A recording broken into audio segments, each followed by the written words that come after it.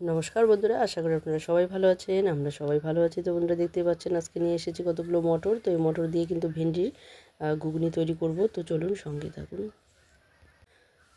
তো দেখতে পাচ্ছেন বন্ধুরা, এখানে প্রথমে প্রেসারে আমি দিয়ে দিলাম মটরগুলোকে। এগুলোকে কিন্তু আমি 5 থেকে 6 ঘন্টার মতো ভিজিয়ে রেখেছিলাম। এখন আমি যে প্রেসারে দিয়ে 2 থেকে 3টে সিটি দিয়ে কিন্তু এগুলোকে সেদ্ধ করে নেব। আর জল কিন্তু বেশি দেওয়া যাবে না।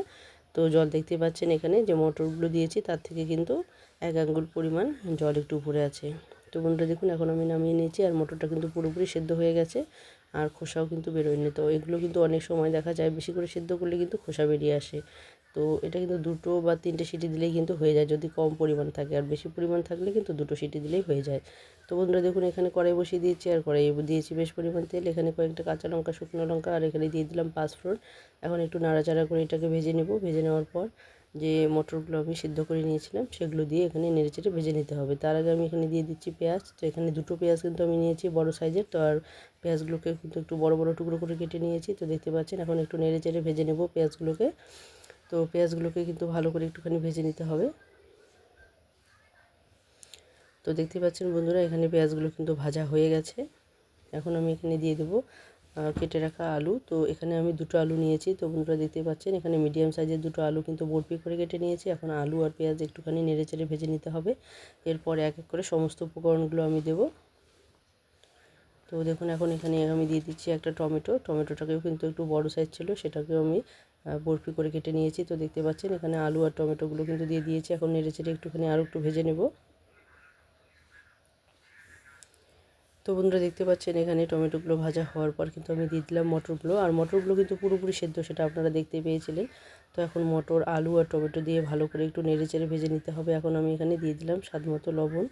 তো বন্ধুরা দেখতে পাচ্ছেন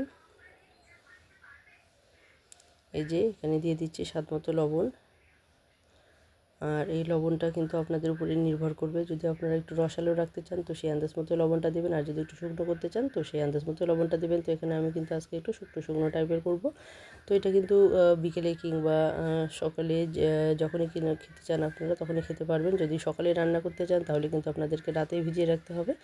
আর যদি আপনারা বিকেলে খেতে চান তাহলে সকালে ভিজিয়ে রাখলেই হয়ে যাবে। আর এদিকে আমি দেখুন ভেন্ডিগুলোকে কেটে নিয়েছি, পরিষ্কার করে ধুয়ে নেওয়ারই পর কিন্তু এগুলো কেটে নিয়েছি। তো এখন আমি এখানে লবণ হলুদ মেখে নিচ্ছি। এদিকে কিন্তু ভেন্ডিগুলোকে ভেজে নেব। এদিকে কষানো হতে হতে অন্য কড়াইয়ের মধ্যে আর একটু তেল দিয়ে আমি কিন্তু ভেন্ডিগুলোকে ভেজে নিচ্ছি। তো বন্ধুরা দেখতেই পাচ্ছেন ভেন্ডি এমনিতে অনেকেই খেতে চায় না পিছলার জন্য, কিন্তু এরকম যদি আপনারা ভেজে নিয়ে যদি এরকম মটরের সঙ্গে ঘুগনি তৈরি করেন তাহলে দেখবেন বাচ্চা থেকে বুড়ো সবাই ভালোবেসে খেয়ে নেবে। তো বন্ধুরা দেখতে পাচ্ছেন এদিকে কিন্তু ভাজা হয়ে গেছে। এখানে আমি 5 থেকে 6 মিনিটের মতো কিন্তু আলু আর যে মটরগুলো আছে টমেটো দিয়েছি সেগুলো কিন্তু 5 মিনিটের মতো ভালো করে, 5 থেকে 7 মিনিটের মতো ভালো করে ভেজে নিয়েছি। আর এখন আমি স্বাদ মতো এখানে লবণ তো দেওয়াই হয়েছে। তারপরে আমি দিয়েছি এখানে আদা আর জিরে গুঁড়ো এখন আমি এখানে দিয়ে দিলাম। তো বন্ধুরা দেখতে পাচ্ছেন এখানে কিন্তু আদা জিরে গুঁড়ো আমি দিয়ে দিয়েছি। এখন আমি দিয়ে দিলাম জল। তো একটুখানি জল না দিলে কিন্তু মশলাগুলো, যেহেতু আমি ভিজিয়ে রাখিনি, তো মশলাগুলো শুকনো অবস্থাতে দিয়েছি, যার জন্য কিন্তু একটুখানি জল দিয়ে নেড়েচেড়ে এটাকে ভালো করে কষিয়ে নিতে হবে। তো বন্ধুরা দেখতে পাচ্ছেন এখানে কিন্তু হলুদও তখনই দিয়েছিলাম মশলার সঙ্গেই কিন্তু হলুদটাও দেওয়া হয়ে গেছিলো। এখন আমি এখানে দিয়ে দিলাম এই যে কাশ্মীরি লঙ্কা গুঁড়ো। তো এটা কালারের জন্য দিয়ে দিয়েছি। তো বন্ধুরা দেখতে পাচ্ছেন এখন একটু নেড়েচেড়ে ভালো করে কষিয়ে নিতে হবে।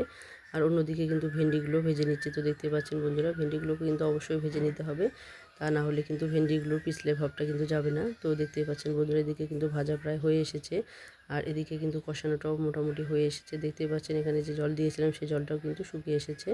তো এখন আমি এখানে দিয়ে দিচ্ছি আন্দাজ মতো মানে জল, যেটুকু জল না দিলে এই জাল হবে না আর কি। তো এখানে যেহেতু সব কিছুই কিন্তু সেদ্ধ হয়ে গেছে, তো এখানে কিন্তু আলু যে আছে সেই আলুও কিন্তু সেদ্ধ হয়ে গেছে, আর মটরগুলো কিন্তু সেদ্ধ হয়ে গেছে। তো বন্ধুরা দেখতে পাচ্ছেন খুব সুন্দরভাবে কিন্তু সব কিছু সেদ্ধ হয়ে গেছে। তো সেই আন্দাজ মতো আপনারা জল দেবেন। যদি একটু রসালো খেতে চান তাহলে একটু জলটা বেশি করে দেবেন। যেহেতু এটা আমি একটু শুকনো শুকনো টাইপের করব, তাই কিন্তু এখানে জলটা আমি কম করে দিচ্ছি। তো দেখতে পাচ্ছেন বেশি কিন্তু জল দিইনি, এখানে 1 থেকে 1.5 বাটির পরিমাণ কিন্তু আমি জল এখানে দিয়ে দিয়েছি। তো বন্ধুরা, আর এইদিকে কিন্তু আপনারা যে ভেন্ডিগুলো ভেজে নিয়েছেন সেই ভেজে রাখা ভেন্ডিগুলো কিন্তু এখন আমি দিয়ে দিচ্ছি। তো বন্ধুরা দেখতে পাচ্ছেন এখন ভেজে রাখা ভেন্ডিগুলো দিয়ে দিতে হবে। আর দিয়ে দেওয়ার পর এই জলটা শুকনো অবধি একটু নেড়েচেড়ে এটাকে অপেক্ষা করতে হবে। তো বন্ধুরা দেখুন এখানে কিন্তু ভেন্ডিগুলো দিয়ে দিয়েছি, আর সমস্ত কিছু ভাজা, ভেন্ডিটাও ভাজা। তো বন্ধুরা দেখুন এখানে কিন্তু প্রায় হয়ে এসেছে। এখন আমি এখানে দিয়ে দিচ্ছি গরম মশলা। তো তো এখানে প্রায় হাফ চামচ পরিমাণ গরম মশলা আমি এখানে দিয়ে দিচ্ছি। তো যে সমস্ত বন্ধুরা আজকে প্রথম দেখছেন, যারা এখনও বন্ধু হয়নি তারা বন্ধু হয়ে অবশ্যই পাশে থাকবেন। আর একটি লাইক করতে ভুলবেন না, আর একটি কমেন্ট করতে ভুলবেন না। আর বেশি বেশি করে বন্ধুবান্ধবদের মধ্যে শেয়ার করুন, যারা ভেন্ডি খেতে পছন্দ করেন না তারাও কিন্তু অনায়াসে খেয়ে নিতে পারবেন। তো বন্ধুরা দেখুন, গরম মশলা দেওয়ার পর এখন আমি এখানে দিয়ে দিচ্ছি ঘি।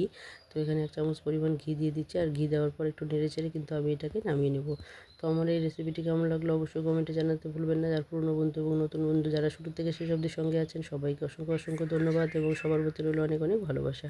তো বন্ধুরা দেখুন, এখন পুরোপুরি হয়ে গেছে, আমি কিন্তু এটা নামিয়ে নিয়েছি। এটা খেতে কিন্তু ভীষণই সুস্বাদু হয়েছিল। তো বন্ধুরা দেখতেই পাচ্ছেন। তো আজকে বন্ধুরা এখানে শেষ করে দিচ্ছি। আবারও চলে আসবো নতুন কোনো রেসিপি নিয়ে। ততক্ষণে সবাই ভালো থাকবেন, সুস্থ থাকবেন।